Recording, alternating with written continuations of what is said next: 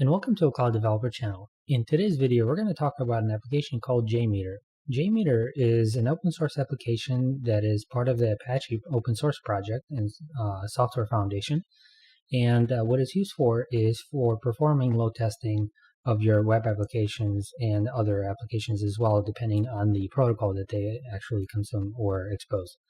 In this particular case, what we're going to be doing is we're going to be using this JMeter application to load test our simple application that we're hosting inside of Service Fabric, just to show you how to validate the performance of your apps, especially the ones that are hosted in Service Fabric, and making sure that you're able to actually get the most out of your infrastructure. So right now I am on the jmeterapache.org website, and we can go ahead and download this from here by going to the download releases. And under the download releases, there is a TGZ file extension that's typically used for Unix or Linux-based operating systems as well as Mac. Or you can go ahead and download the zip file, which would be useful for Windows.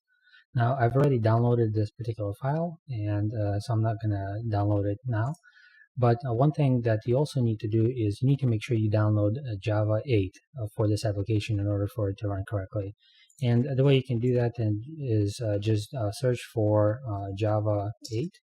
And you can do a couple of things. One is you can actually download the JDK, which is the Java Development Kit, if you wanted to. Or you can just install something called JRE, which is Java Runtime Environment.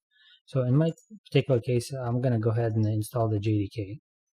So I'll search for JDK, and when you click this downloads link, you'll be taken to this website. And here you'll have a few different options. The first one is being able to download the Java SE Development Kit 8U151. Depending on the time when you do this, the version numbers might change, so just keep that in mind. But what I've learned is in the past, typically they'll have two versions available. You have the first version, which is a slightly earlier version, and then you have a slightly newer version. So I typically always download the latest version that they have available. And in order to do that, you'll have to first click on this radio button that's accept license agreement. And once you do that, you can go ahead and click the installer for your operating system.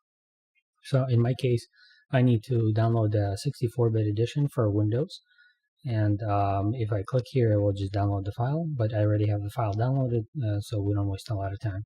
So I'll go ahead and go to my downloads folder real quick, and I'll show you how to do a very quick installation. So I have it right here. I'll just run it as administrator, hit yes, and then it prompts me for a couple of options. I'll just go ahead and select all these options here, but depending on if you need the source code or not, you can choose to install it or not install it. And then the public JRE is basically the runtime environment that gets included with the development kit. So I'll go ahead and put it on C drive inside of the program files and hit next. And then here is going to actually extract the installer for Java itself, and is going to then start that installer so I can complete the installation process.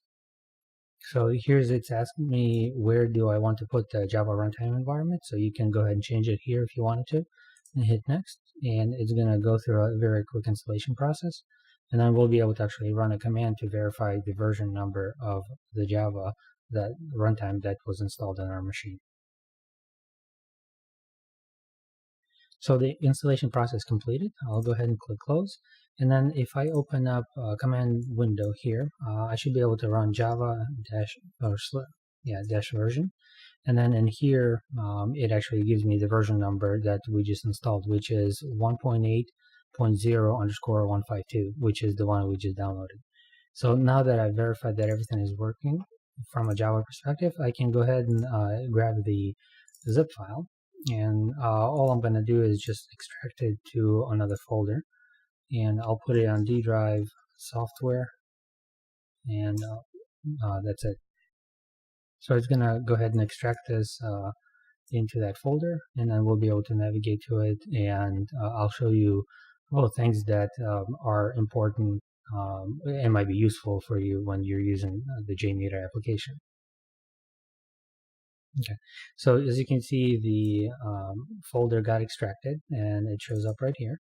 So I'll go ahead and close the downloads folder. And in here, there's a couple of folders that are important. The first one is the bin folder. The bin folder contains the entry point for your application. This is where you would start your application from on Windows and in other operating systems. So as an example, if you want to start up the user interface, you can go ahead and right-click and run as administrator on the jmeter.bat.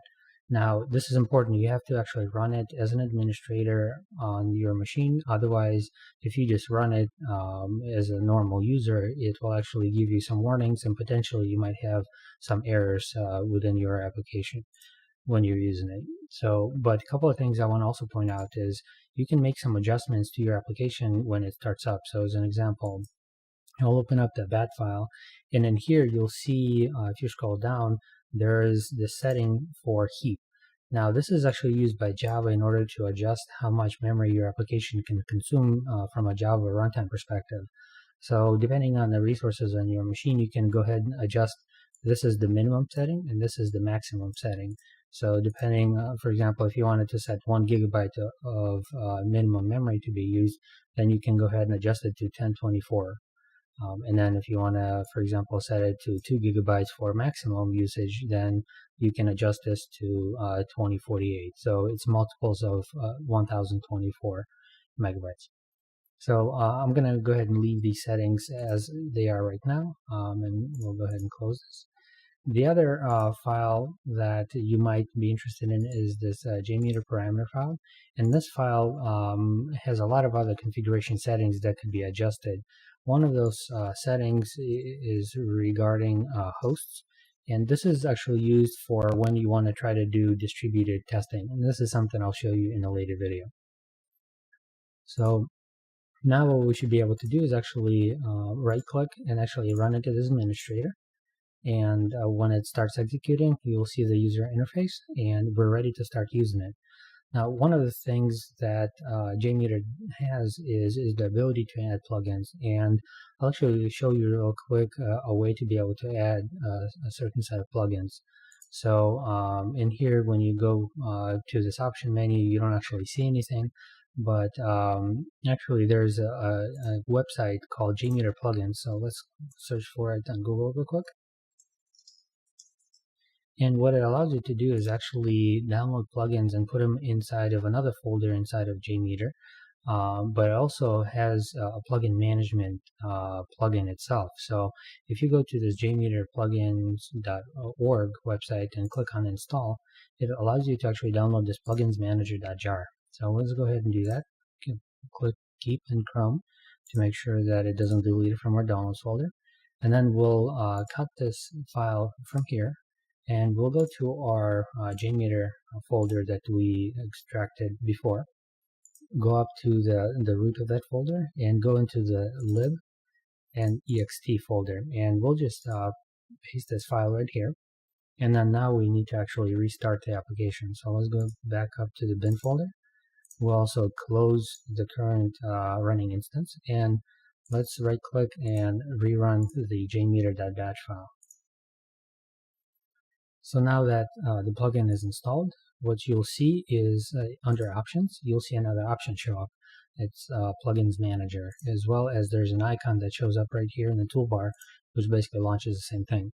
This does is give you the ability to manage the existing plugins by showing you what plugins are available, as well as the other plugins that are available on the JMeter's website itself. There's a few very handy utilities and different plugins that are available here. One of those is custom thread manager or custom thread groups. So this is something I'm going to go ahead and install here.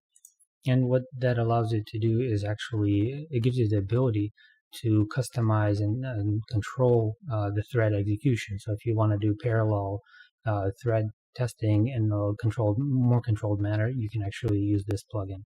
So let's do actually a very quick sample test just to make sure that everything is working. So I'll go ahead and open up the browser again, but I'll show you a quick test against our SF Context UI application that we built in prior videos.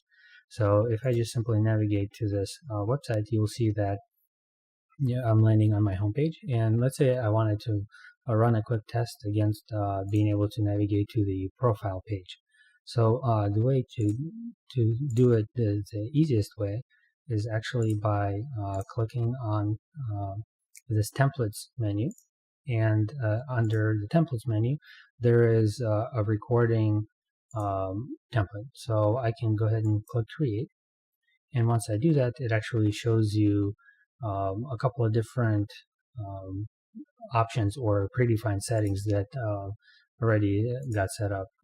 And in here, you can actually do a couple of different things. One is you can actually automatically go and record a test, or if you wanted to define your own test, you could do that as well. So in this particular case, what I can do is simply just add another request going out to this profiles page. And the way that I'm going to do that is by actually just simply right-clicking on the thread group and clicking add. And let's go ahead and actually find our HTTP request.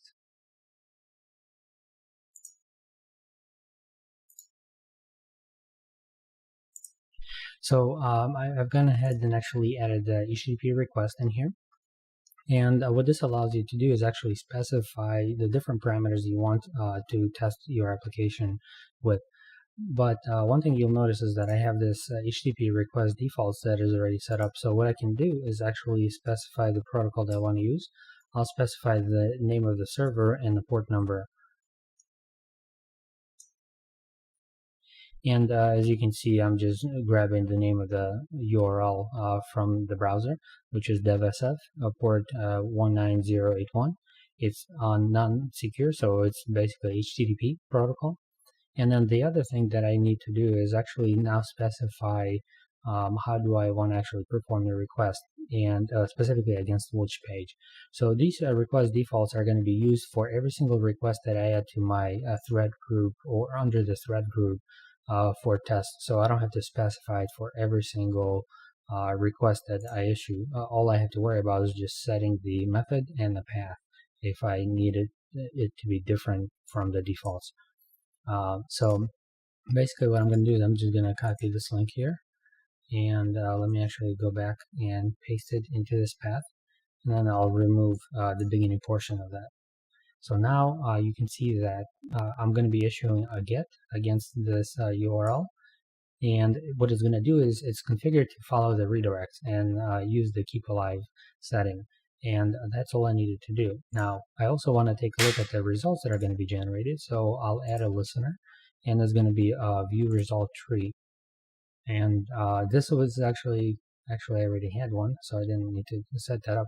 But basically what this allows you to do is actually monitor your requests that are being generated, so you can actually take a look at their response that is coming back in case you need to troubleshoot it. So I'll go ahead and remove it since I already had one set up here. And in the thread group, I'm going to basically set it up so it does a single request, ramp up time of 1 second, and basically a loop count of 1. So it's going to issue a single request. And let's go ahead and actually run this real quick and see what it does. So in here, it issued a request, and I can see that it actually issued the first request. And since we're going to the profile page, it actually issues a redirect because it knows that the user is not authenticated, since we don't have anything inside of our cookies being stored, so the user never logged in. And then it takes us to a login page, and you can see that the user got redirected, and then we can see the response data right here. What you can also do is click this drop down right here and select the different type of viewers that you might want to use in your application, or to see the actual response that's coming back. So in this case, I'll just choose browser. And then it basically gives you that same view that you see in the browser, so you can make sure that you're getting to the right page. So that's pretty much it. That's how simple it is to actually start testing with JMeter. Now, in a future video, in the next video, I'm basically going to show you how to actually set up a quick test so you can execute it against remote servers. So a particular scenario where you might want to do something like that is you can only issue so many requests from each server that you're going to be running this application on. The challenge with that is that what if you wanted to set up a test that might not be able to actually consume all of your infrastructure that you're hosting your application, and you want to see the limits. So for example, let's say you might need to issue 5,000 requests in order to hit 100% utilization on your web server cluster, or maybe you need 10,000 users concurrently. So most of the time, once you start getting into 10,000 or 15 or 20,000 requests per second, you're going to need more than one server to generate the load from. And that's due to how threading works in Windows or other operating systems. You have a limited set. So I'll show you in the next video how to actually configure JMeter in order to support that.